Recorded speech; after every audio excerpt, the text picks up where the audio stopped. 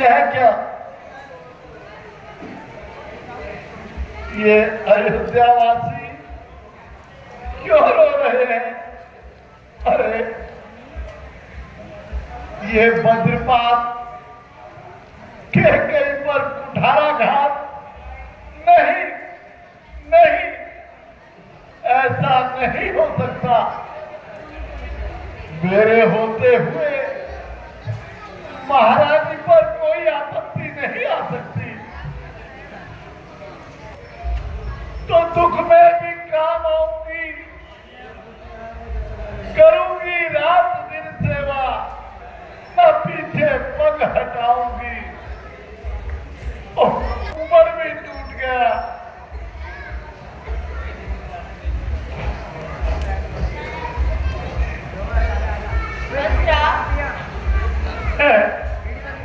कौन? ये मेरा नाम लेकर के कौन पुकार रहा है?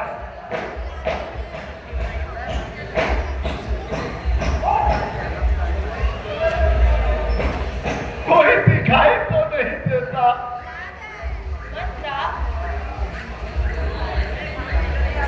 क्या तू अपनी महारानी की विपत्ति में सहायता कर सकती है? फिर वही ध्वनि, हाँ कर सकती हूँ। सहायता तो क्या,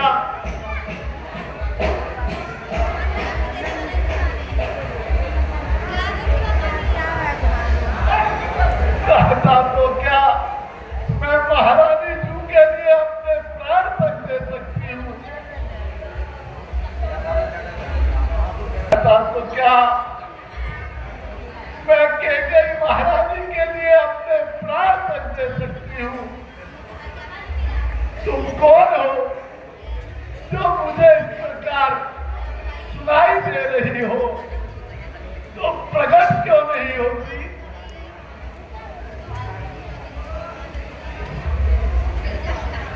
देख और पहचान कि मैं कौन हूँ। आहा, आहा, सरस्वती मैया, धन्यवाद। मातेश्वरी प्रणाम। मंत्रा, तू दिन रात मेरी भक्ति करती है और कहती है कि मेरी महारानी को कैकेयी को सुमति एक बुद्धि दो। मैं तेरे पास आई हूँ, उसके ऊपर विपत्ति आने वाली है। ये दुरानी को सचेत कर दो।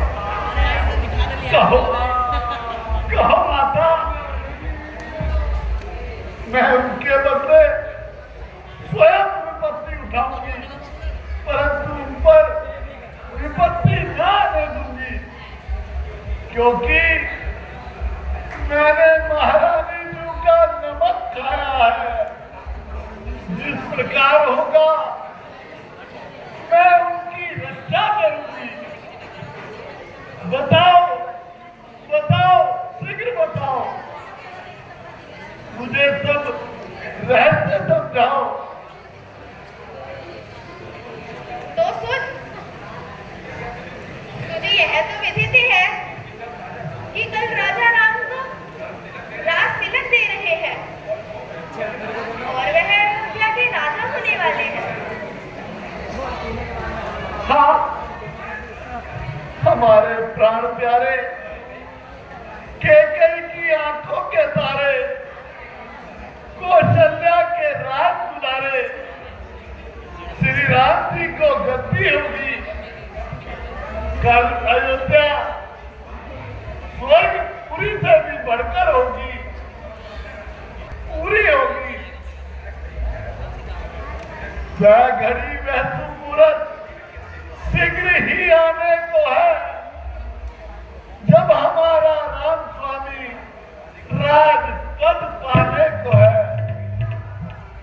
रहेगी लालसा मन में कि राजा राम कब होंगे। भरत जी चवर लेकर के बुलाते सामने होंगे। मातेश्वरी, मैं तुमसे वर मांगती हूँ कि शुभ अवसर पर कोई विघ्न ना हो। हाँ, क्या करूं? ये भी राम भक्ति में डूबी हुई है। अब दूसरी युक्ति से काम लेना होगा। मंत्रा, तू अपनी आंखें बंद कर, फिर देख क्या होता है।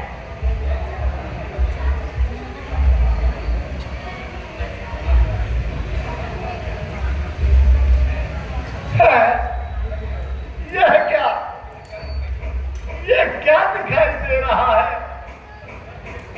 शत्रुघ्न मुझे घसीट रहे हैं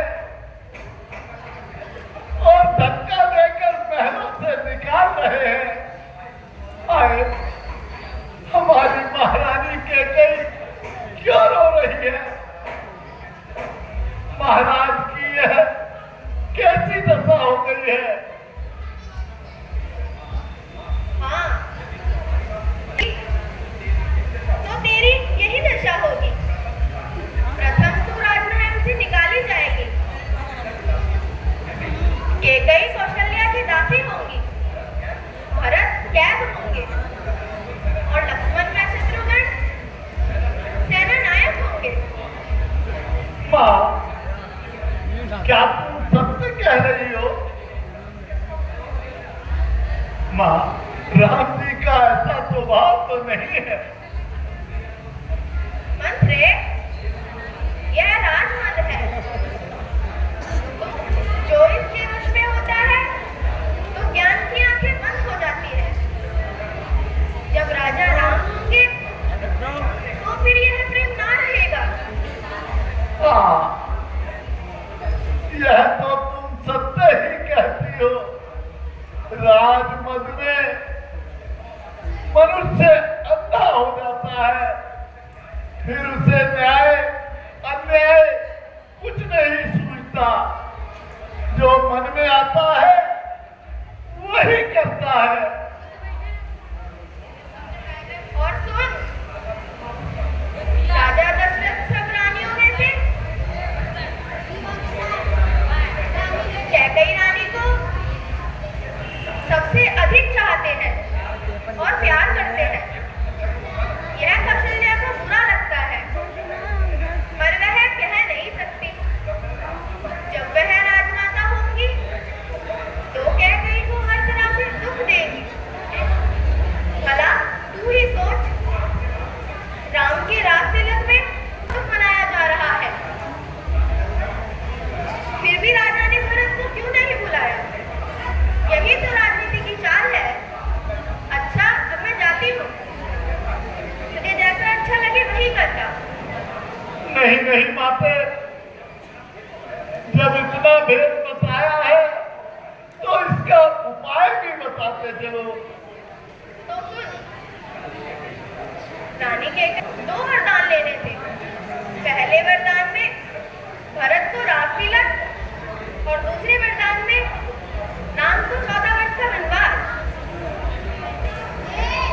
माते, यह वरदान तो बहुत ही कठिन है। रानी तो यह वरदान नहीं मांगेगी, क्योंकि राम तो उन्हें प्राणों से भी प्यारे हैं। जो राम मन को नहीं गए तो भरत राज्य नहीं कर सकते। तो फिर क्या उपाय करूं? अब तू जान और तेरा काम जान। मैंने तुझे सब कुछ बता दिया है। तू कैकेयी को समझा देना, नहीं तो यह तो रानी ही है, पीहर में भी रह सकती है, परंतु तू निकाली जाएगी और दुख उठाएगी। अच्छा, अब मैं जाती हूँ।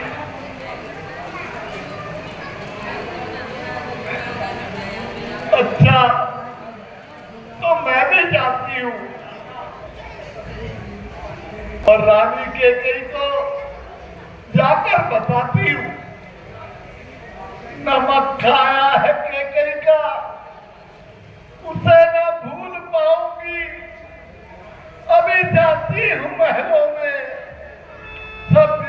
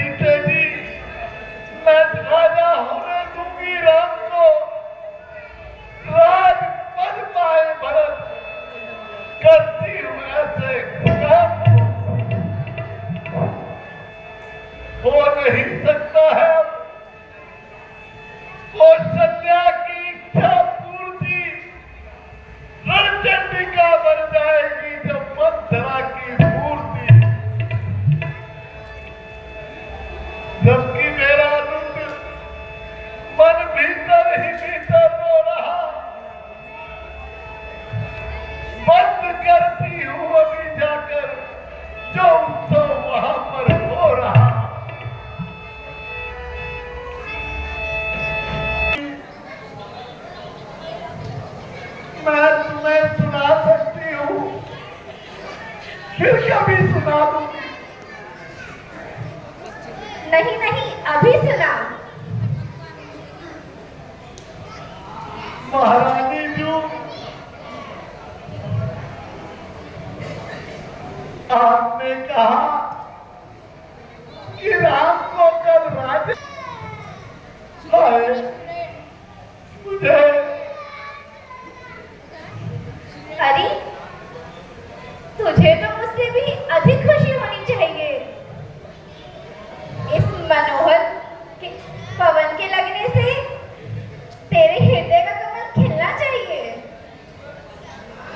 इस महोत्सव के समय तुझे मनचाहा इनाम मिल सकता है। ले मंथरा, मैं तुझे ये अपना मोतियों का हार देती हूँ। ले मंथरा, मैं तुझे ये हार देती हूँ। खुशी में राम की गद्दी के ये उपहार देती हूँ। रहने दो, कभी समय पर काम आएगा। निसंदेह आज तुम वाहनी हो गई है। तुझे लक्ष्मण से ठीक करवाऊंगी, तब तू मानेगी। महारानी जी, मुझे आज कुछ नहीं हुआ था, सर चकराता है, ना जाने क्या होने वाला है। अरे बता तो मुझे, क्या हुआ है? जरा मैं भी तो सुनूं। आज खुशी के दिन तू क्यों अपशकुन बातें कर रही है? हाय, मैं क्या करूं? मुझसे तुम्हारी बुराई नहीं सुनी जाती और न ही तुम्हारी आपत्ति देखी जाती है। तुम्हारा तो स्वभाव ही भोला है। कभी तुम्हें अपने भविष्य की भी चिंता है। हो रही है बेइज्जती, तुझको खबर कुछ भी नहीं। हो रहा बर्बाद घर, तुझको खबर कुछ भी नहीं। जानता है सब नगर, तुझको खबर कुछ भी नहीं। वार घर वालों ने किया, धोखे की रस्सी बांधकर तुम यूं ही बैठी रहो, आंखों में पट्टी बांधकर। मेरी तो समझ में नहीं आता कि तू आज कैसी बातें कर रही है।